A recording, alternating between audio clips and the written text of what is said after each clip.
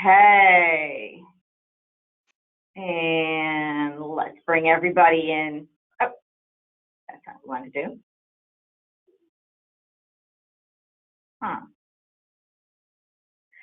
Good morning, or good afternoon, everyone. I apologize. I'm out on the West Coast, so it's still morning here. We're still burning off the fog layer.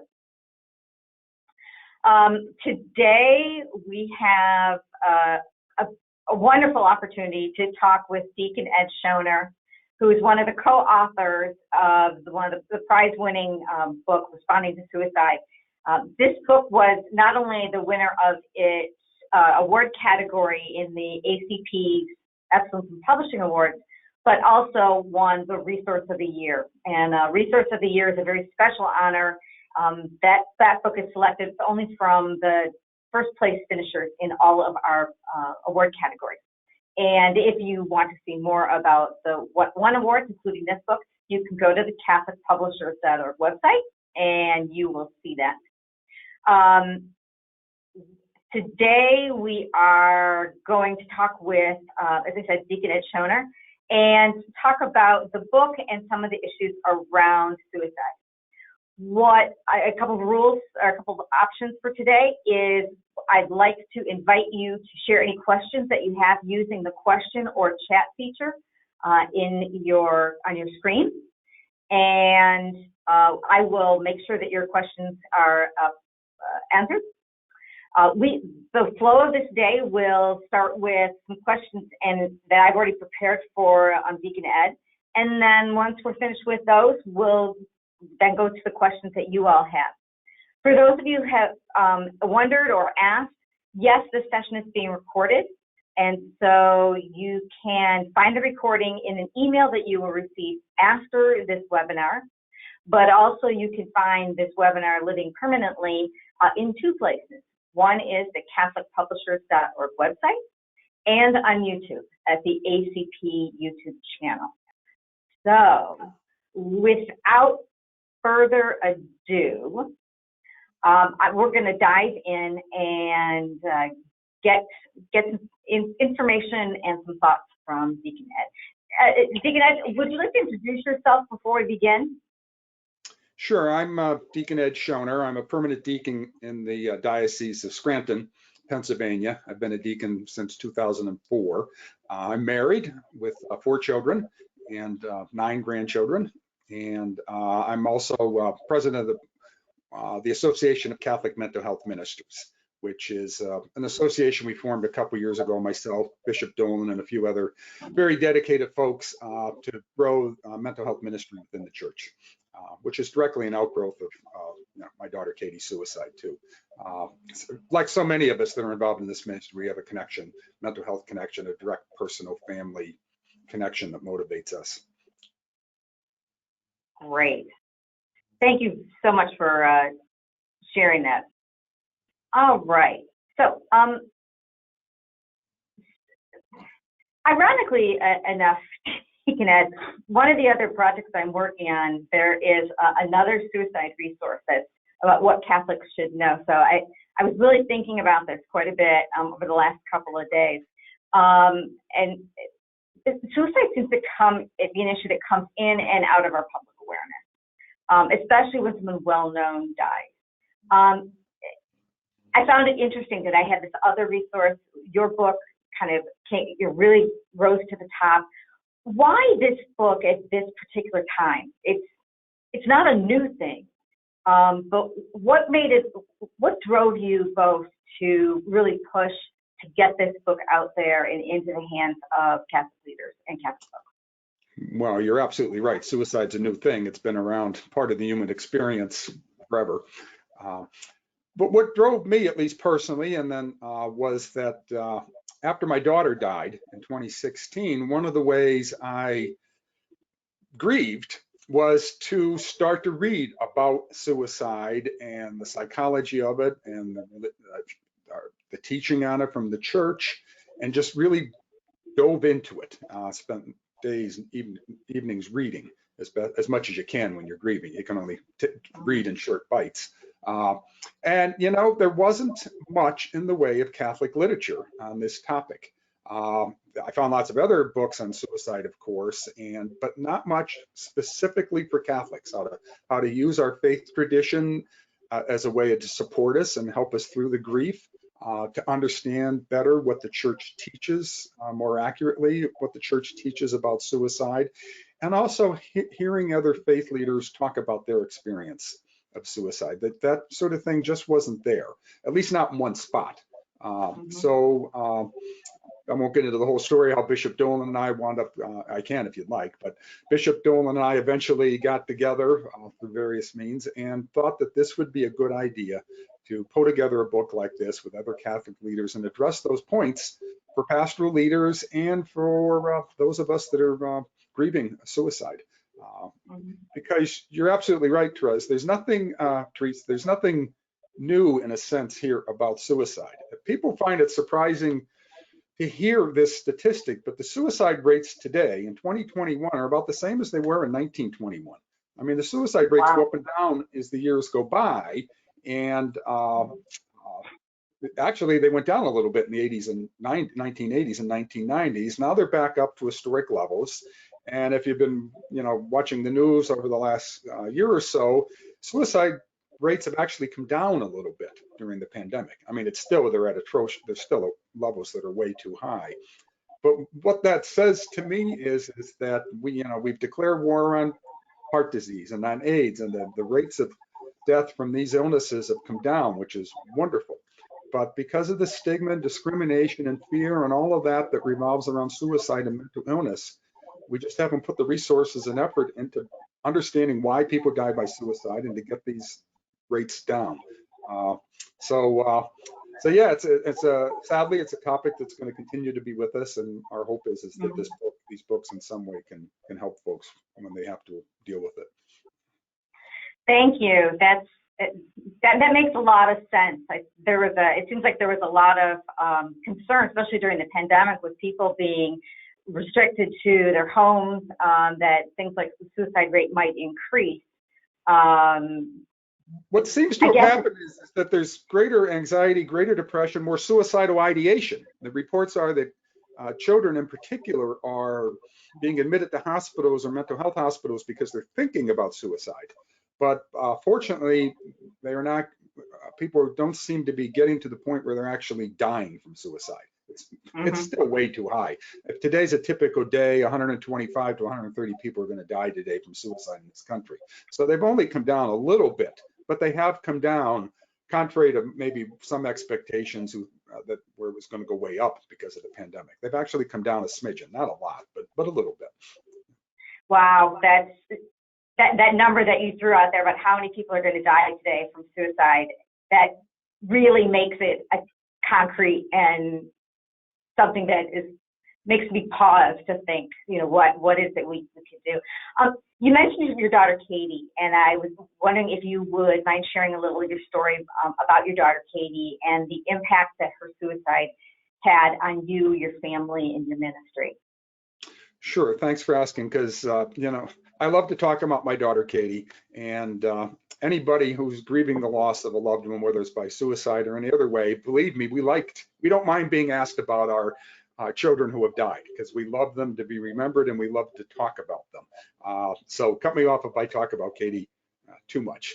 But Katie was 29 when she died, and her birthday was just this past weekend. She was born on Halloween, and she would have been 35 years old this past Halloween.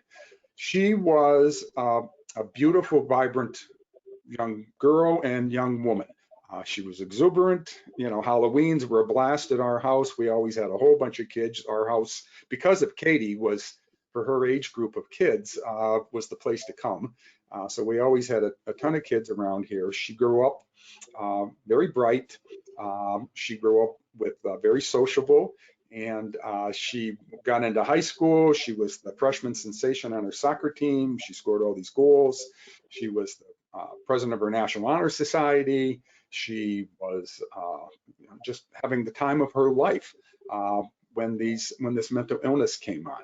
And so Katie's first suicide attempt was when she was a senior in high school, which was bewildering to us. My wife and I were away for a weekend, and we got a call that she had attempted suicide.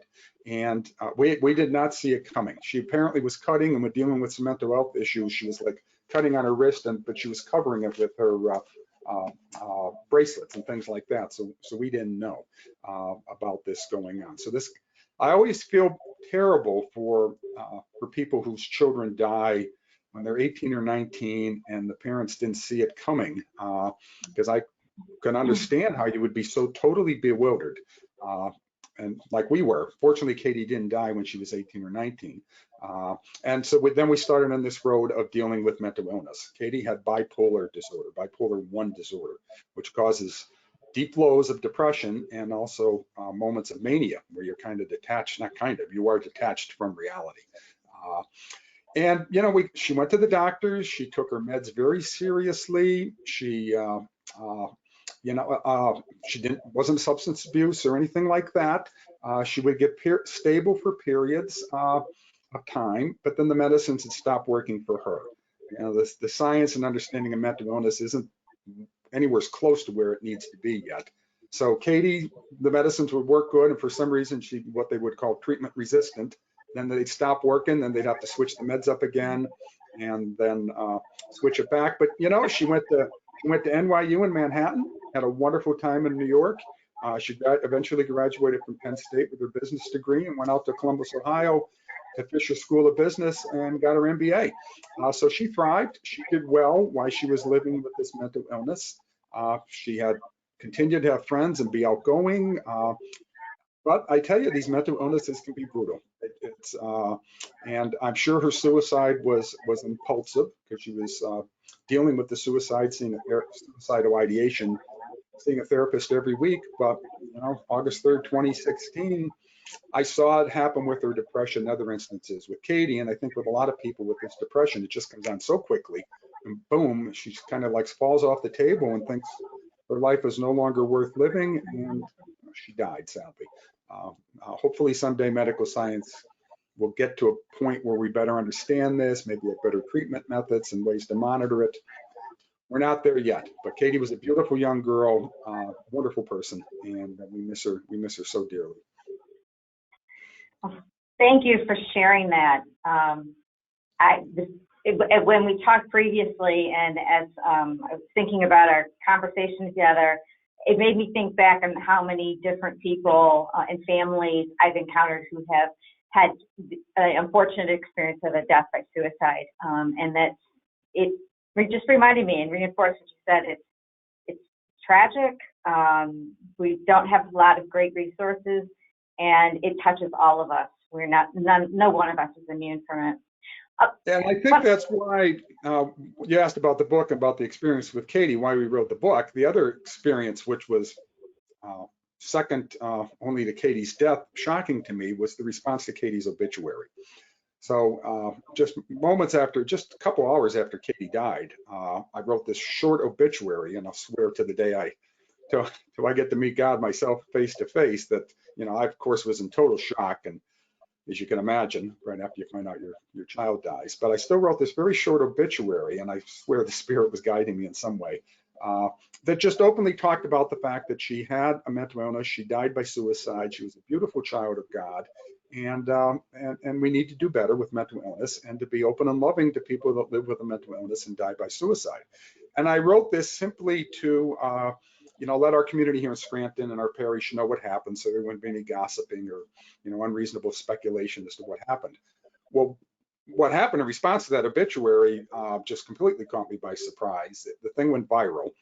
It wound up getting spread all over the United States, all over the world. And it was just a short little obituary. And I think the reason it went viral is because of what you talk about, Teresa, that it's such a common experience that people that live with mental illness and suicide feel the shame and the stigma that comes with this, that they can't talk about it, that they're misunderstood. And that's why it went viral, is because so many people wrote in. That Katie and I, of course, are not celebrities.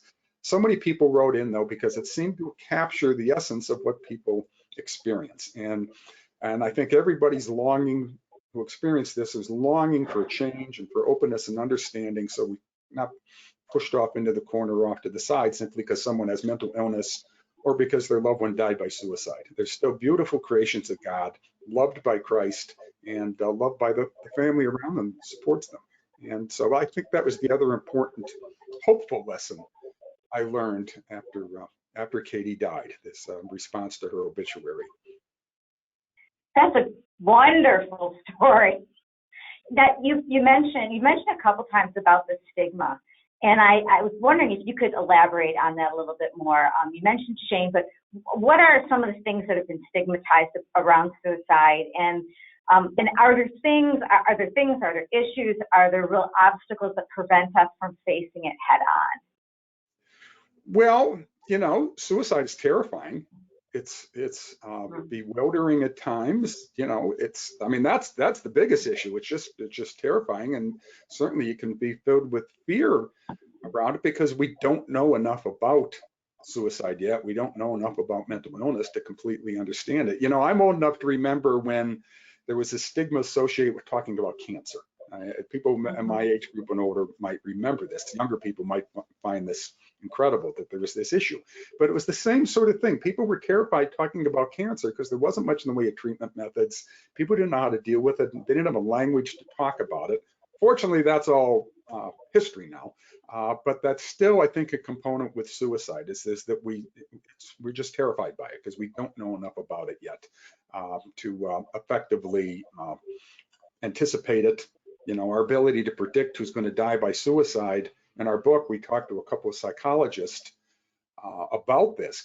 How come that person over there that has same life stressors, same mental illness, that most people with mental illnesses do not die by suicide, thank God. But why does that person die by suicide? And the psychologist, the suicidologist is the subspecialty it's termed, will admit that their ability to predict is terrible. So that's, in fact, that's one of the reasons we put that in the book is because so many people who've lost someone to suicide are so guilt-ridden. They think, well, I should have seen this coming. I should have been able to do something about this. No. Of course, if you saw it coming and were able to do about it something, we would intervene. But the reality is that it's such an unpredictable way of dying. It's so hard to see it coming. In fact, it's almost impossible to see it coming. And I'm absolutely convinced, because of my discussions with Katie, after she had previous suicide attempts and suicidal ideation, she was scared to death of suicide. She did not want to die by suicide.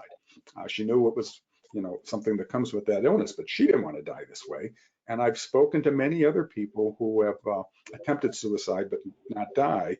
And once they're back stable, they don't want to die by suicide either. Nobody wants to die this way, but it's just something that's not well enough understood yet. And like I said, because of this misunderstanding, it's terrifying.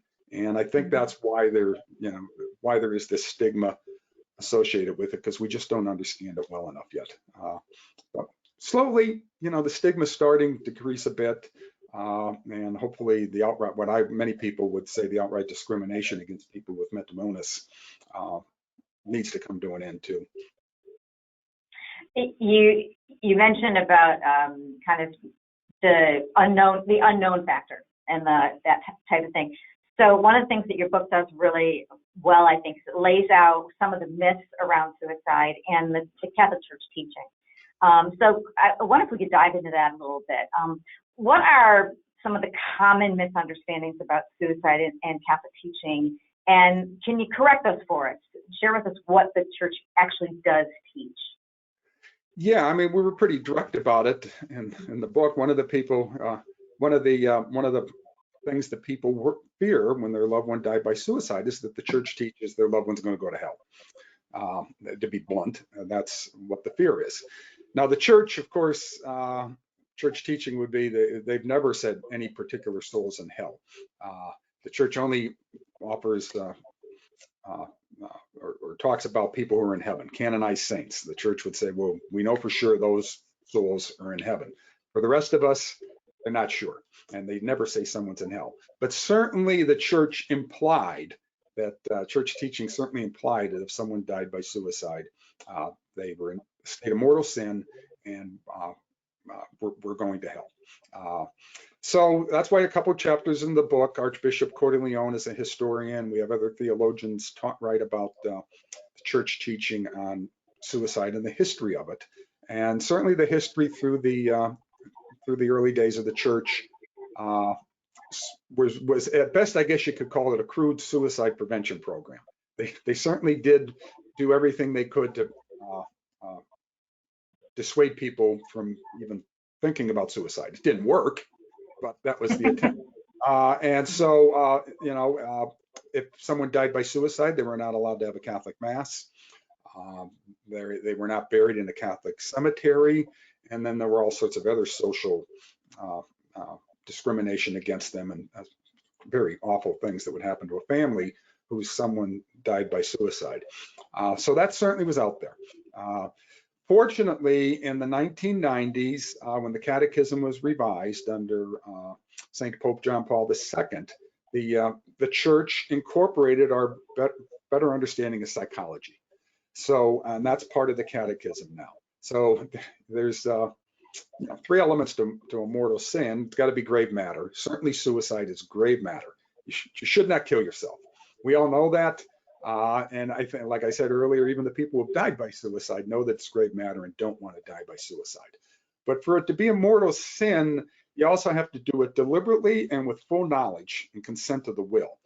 And the Church's teaching in the Catechism now recognizes that for most people who die by suicide, that's not there. Their mind is distorted, their thinking's distorted by life pressures, by a mental illness, perhaps even by torture and fear of such things like that in certain circumstances. So they are not doing it with the full consent of the will, with the full knowledge of what's going on. And so the most consoling thing for me and so many other people when their loved one dies by suicide, the Church now teaches that we pray for those who have died by suicide, that they're welcomed in the arms of a merciful God.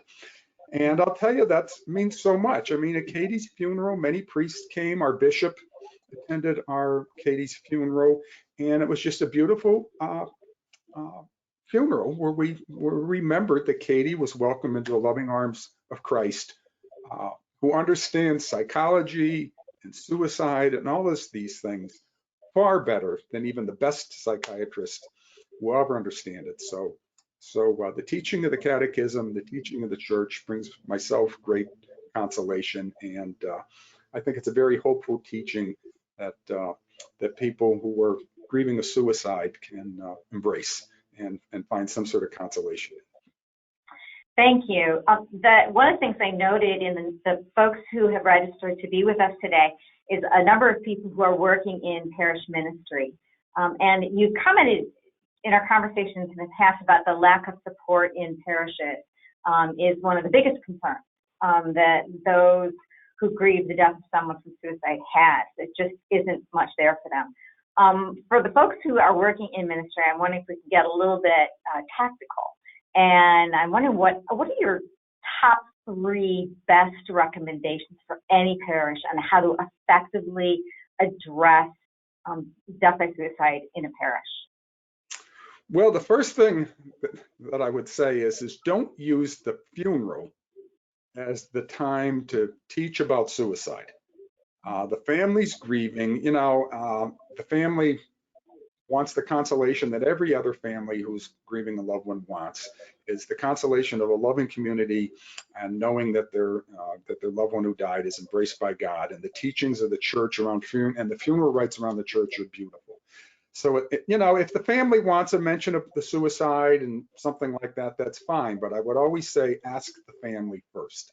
Don't use the funeral as a place to necessarily preach about suicide. I would say this to my fellow preachers and other Catholic leaders: don't be afraid to talk about suicide during Suicide Prevention Month, which is September, or during Mental Health Awareness Month, and preach on it on a Sunday homily or at other events. The best way to prepare a parish for the inevitable death by suicide of parishioners, because it's going to happen in every parish, is to talk about it ahead of time and have the community prepared and have some understanding of what the Church teaches about suicide and the real causes of suicide. So then when it does occur, the parish community is prepared.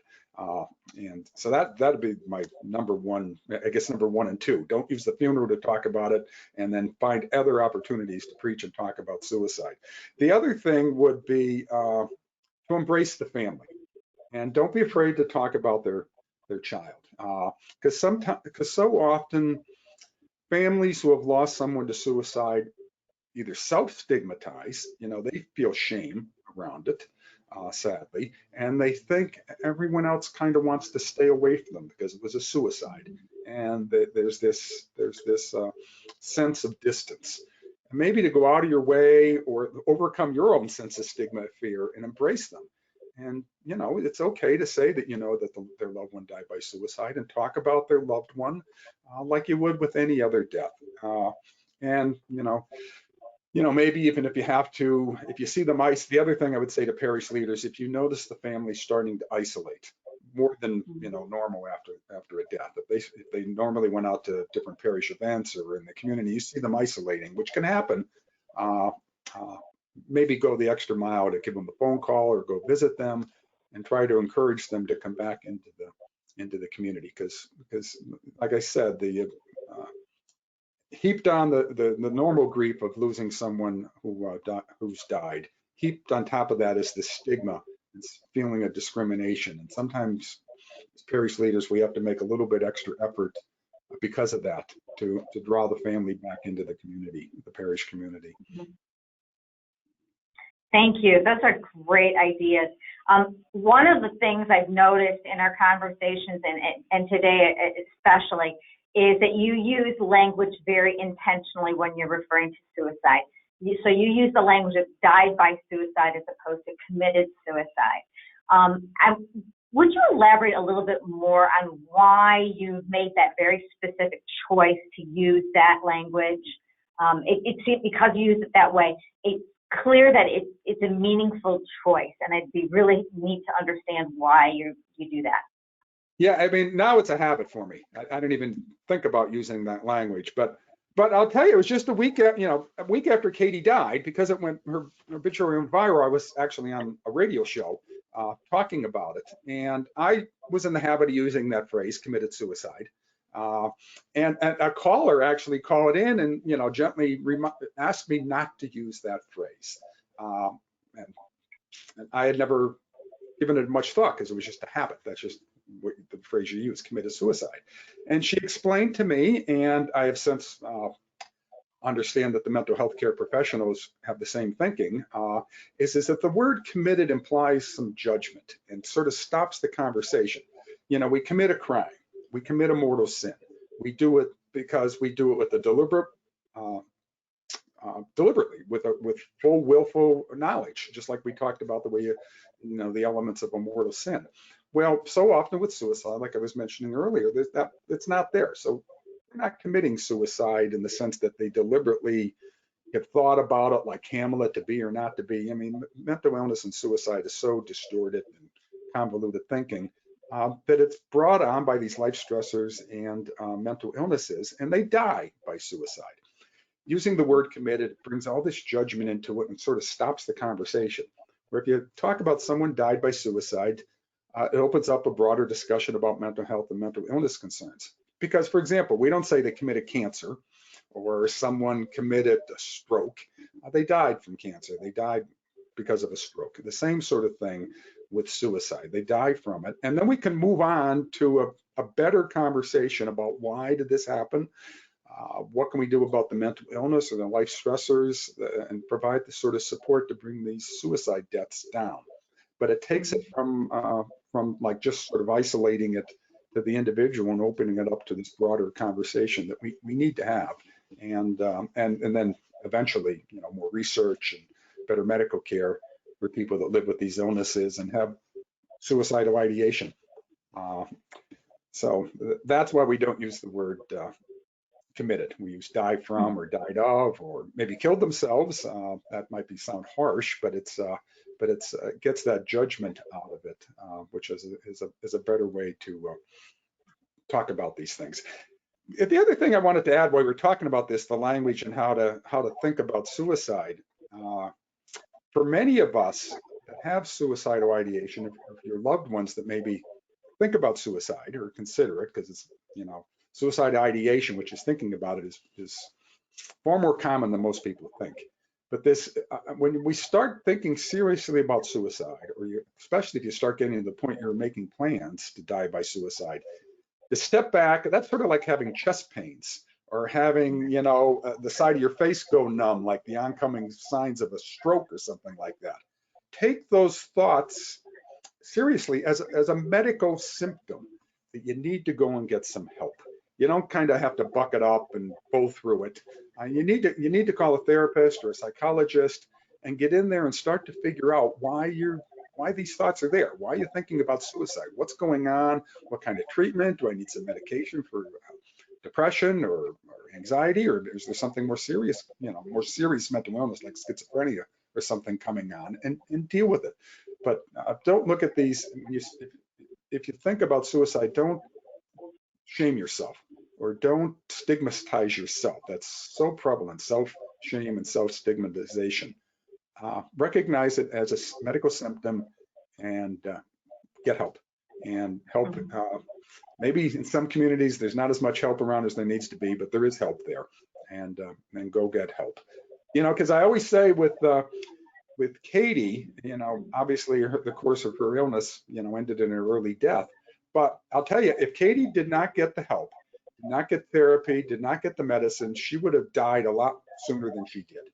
These medicines, just like chemotherapy doesn't always cure cancer, these medicines don't always stop suicide.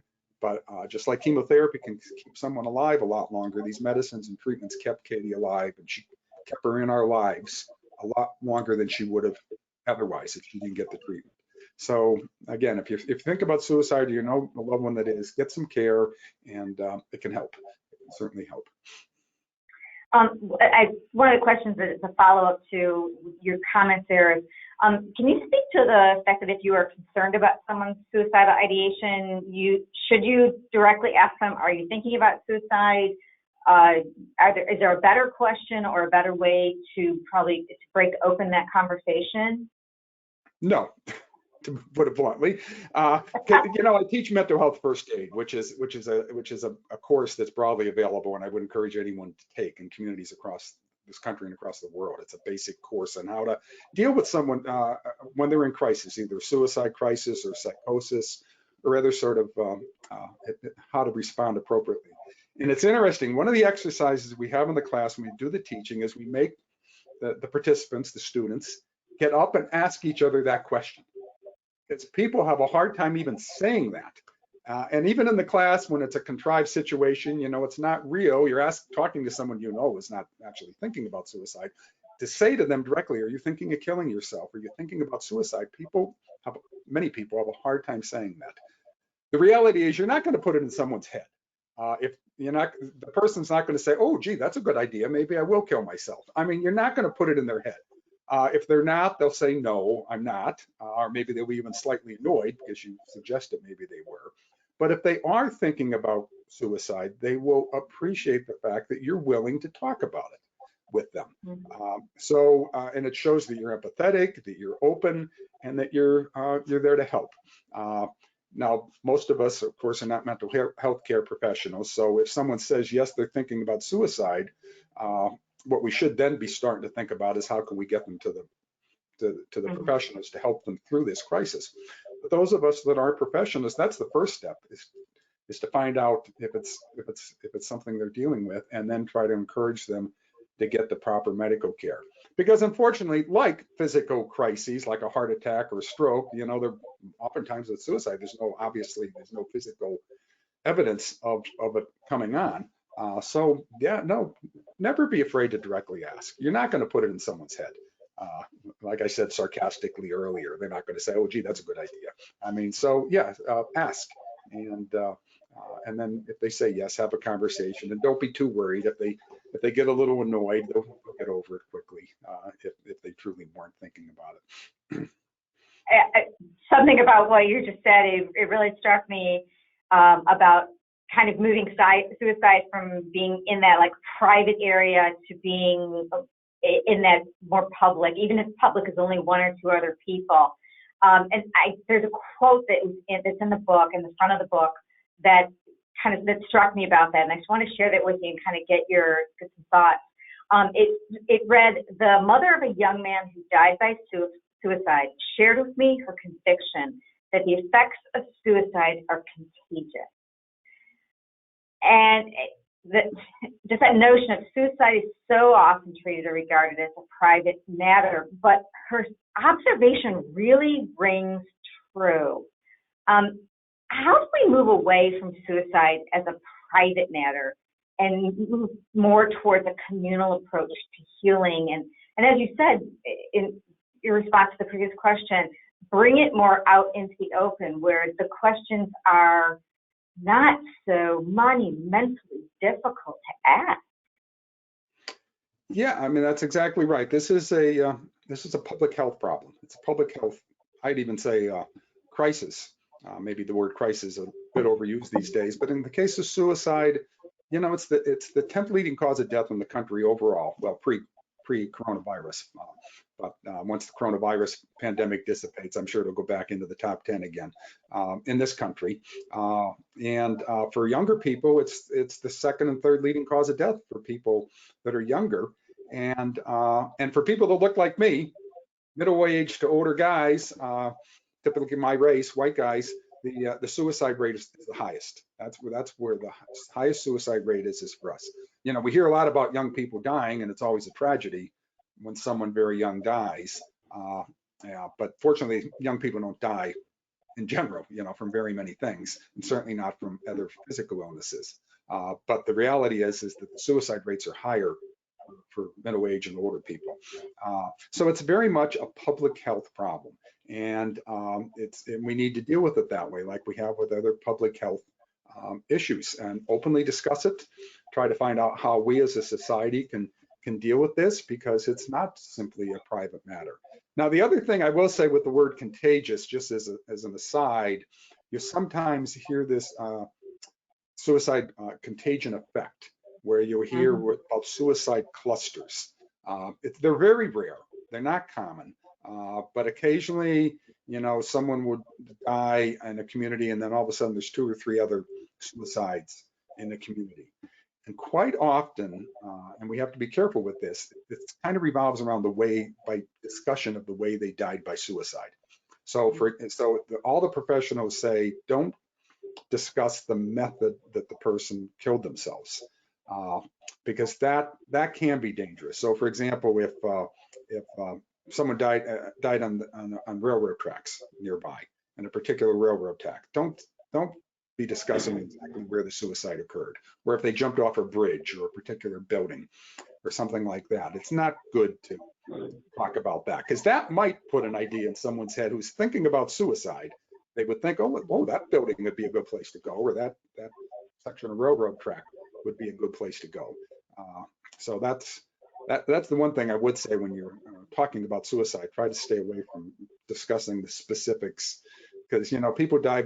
The way they kill themselves is so it's all over the map how it happens, and there's no value or benefit talking about the method of suicide, other than if you can get to the point where you actually can do something to make like a bridge, like the San Francisco Bridge, the Golden Gate Bridge. Now they do have some methods to prevent people from jumping off of that, some of these other places. But for the most part, it doesn't do any good to talk about the exact method of suicide. That makes sense. We've got a couple of questions about establishing and offering mental health ministry in a parish.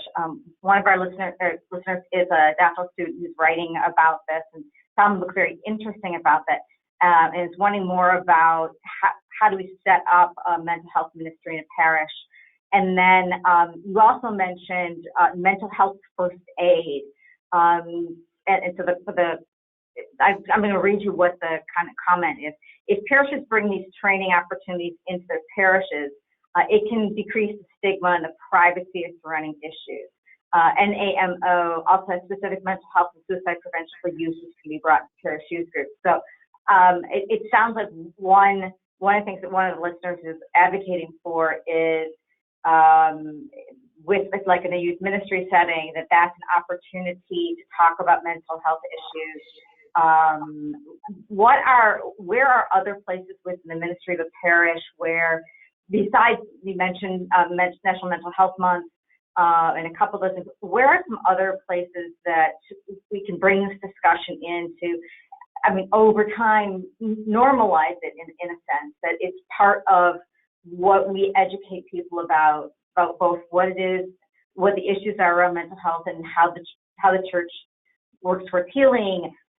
What are some of the other places that you've seen or that you'd recommend people kind of start to tackle in the parish to help support mental health better? Yeah, I mean, I'm absolutely convinced that the time is ripe for the Spirit to enter into this challenges that we face with mental illness, that we seem to be at a point where we're ready to talk about this and to bring this into the life of the church. And, you know, Christ is with us in all of our sufferings. And in particular, Christ is with us in the midst of these mental illnesses, in the midst of our grief when someone's died by suicide. And Christ wants to bring hope and healing to all of us when we face this. You know, at any one, you know, today, you know, 20% of us at any one time are dealing with a mental illness. That's just a statistical fact here in the U.S. And over the course of our life, about half of us are going to deal with some level of mental illness, ranging from serious schizophrenia to mild transitory depression. But we're dealing with some level of mental illness. So that means either we're going to be dealing with it ourselves directly, or we're going to be close to someone that is living with a mental illness. So it's not just those people over there that are like living under the bridge or something that are living with very serious mental illnesses, and God bless them, they're loved by Christ too, and we should do the same. But it's all of us that deal with these mental illnesses. So it's every place, and so the church needs to embrace them and bring these ministries into the church to do this. You know, it's kind of been starting at the top. It's been wonderful to see Pope Francis talking about mental illness the last month or so. World Mental Health Day, he specifically prayed, this is October 10th, specifically prayed for people that are living with mental illness, their families, and those who have died by suicide. And it's one of the few times I've actually seen a pope that I can think of actually use the word suicide in his preaching. And it's wonderful that he just named it and put it out there and said, yes, we pray for people and their families that have lost someone to suicide. And just yesterday, man, I can't believe these words are coming out of my mouth, but we was working with the Vatican, and the Pope put out a video for his November prayer intention for people that live with depression. And it talks about other mental health concerns. And the Pope talks about the importance of getting psychiatric and mental health care. You can't just pray this away. Certainly prayer is important and the community needs to embrace them, but we recognize the value of modern medical and psychiatric care as a gift from God too. That's too is a gift from God, and to help people. But it's wonderful to see from the top the Pope talking about this and embracing this as a call for the church to respond to. As far as a mental health ministry in the parish, it's always good to have the leadership of the top guy, so to speak. But in the parish, the reason we were working with the Vatican, myself and a number of other people, and Bishop Dolan is our chaplain, formed an organization called the Association of Catholic Mental Health Ministers. And you can go to our webpage, catholicmhm.org, and where we provide a lot of resources to start this ministry, how to open up the discussion in your parish about the ministry, what's the right aspect of a ministry for your parish. So for example, if you have youth groups and schools that might be more oriented towards youth. I, for example, work in the Center City Parish in Scranton, so a lot of our ministry is to people that are living on the street and in more difficult circumstances. You know, other parishes might have more of a call to assist people that are living with aging related mental health conditions. So you can sort of tailor the ministry to your parishioners. We will provide startup grants if that's what's necessary to a diocese or a parish to get this ministry off the ground. Right now, the ministry is in about 25 or so dioceses around this country and other places around the world, and it's a growing ministry. I'd love to see it get to the point where mental health ministry is as common routine ministry in a parish as grief support or CCD or any of the other ministries that parishes offer, that the church offers, that is available to their parishioners. Yeah, I would say go to our webpage, think about starting a ministry. Quite often the people that have the ministry are like me, that have some sort of direct personal connection. You don't have to be. In fact, a lot of times I would say it's better if you're not a mental health mental health professional, because we're ministers. So we're there to accompany people, accept them the way they are. If their schizophrenia is under control, great. If it's not, come on into the church. You're still welcomed. If you can't sit down and during Mass because of your anxiety disorder, you need to walk around a little bit, well, fine. We can accommodate that, just like we accommodate someone who has to access the church building in a wheelchair. We can accommodate these sort of anxiety disorders. We can figure out how to do that, not be afraid of them. Yeah, it's a way to embrace people and let them know they're welcomed by Christ and accepted the way they are. And if they can get help, great. We'll help support them in their recovery to live with these illnesses. If they still struggle, we'll still support them and be there with them. So mental health ministries are wonderful, and I think a growing response to this mental health problems and these suicides is a way Christ is calling us to make his love present to people that live in these circumstances. Terrific. I see, let me just check. We have a couple other questions that are coming here. Can you repeat that website that you mentioned? CatholicMHM.org. MHN as in Mental Health Network? Mental Health Ministries. So Catholic Mental Health Ministries. Got it. The other thing I would say is Google Pope video today. And you can see the Pope's video talking about depression. We, the association, sponsored and supported them, so we're involved with the press release and all the other ancillary material that goes along with the Pope's video. Like I said, his November prayer intention is for people that live with depression. So if you just Google Pope video, it'll give you links to our page, and you can read more about mental health ministry through that. But it's wonderful. Like I said, it's wonderful to see that the Vatican and the Pope are embracing this ministry and embracing what I'm convinced is Christ's call to respond more fully as a church to these issues of mental health and suicide. Great. That is kind of run the course of our questions. Thank you to all the participants for the questions that you've shared with us. Deacon Ed, any final comments or thoughts that you have? And I have a couple after that, but otherwise, let's give you the chance to kind of sum us up. Sure. Yeah. The other thing I would bring to people's attention is that we have prayer cards. If you go to our webpage, we have prayer cards for two patron saints of mental illness. One is Saint Dymphna, and let me just grab it here. Saint Dymphna, who's maybe people might know, she's the patron for people that live with a mental illness. And you can go to our webpage, and we give these prayer cards away for free. And we also have a prayer card for Saint John of God. But Saint Dymphna is one of these saints that are from the 7th century, so her full story is sort of shrouded in the mist of legends. It's not exactly, the details of her life are not that well known. But the short story is that she lived, her father, she was from Ireland, a princess in Ireland. Her father apparently is the one that had the mental illness. But she escaped her father, went to Geel, Belgium to get away from her father. Her father tracked her down and she died in Geel, Belgium. But while she was in Geel, before she died, she started a hospital and support for people that live with a mental illness in Geel, Belgium. And the people of Geel, after she died, took it upon themselves to continue to minister and have a mental health ministry to people that live with a mental illness. So for centuries, Geel, Belgium was the place in Northern Europe where you took someone that had a serious mental illness, and that community opened themselves up to people that live with these illnesses, welcomed into their shops and into their farms, into their fields.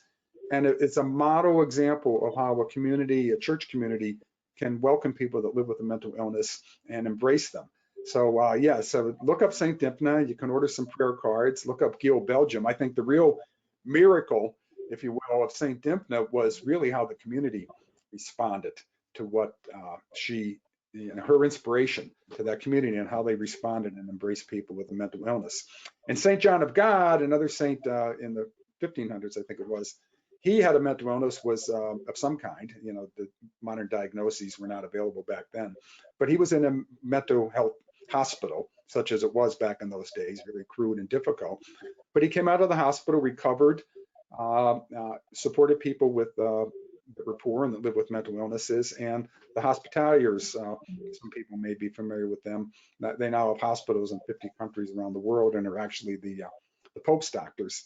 But they support people with good, solid medical care that live with a mental illness. So these are two good saints to think about and be aware of as you try to minister to people with mental illness. As good Catholics, we always pray to the saints. We're in communion with the saints.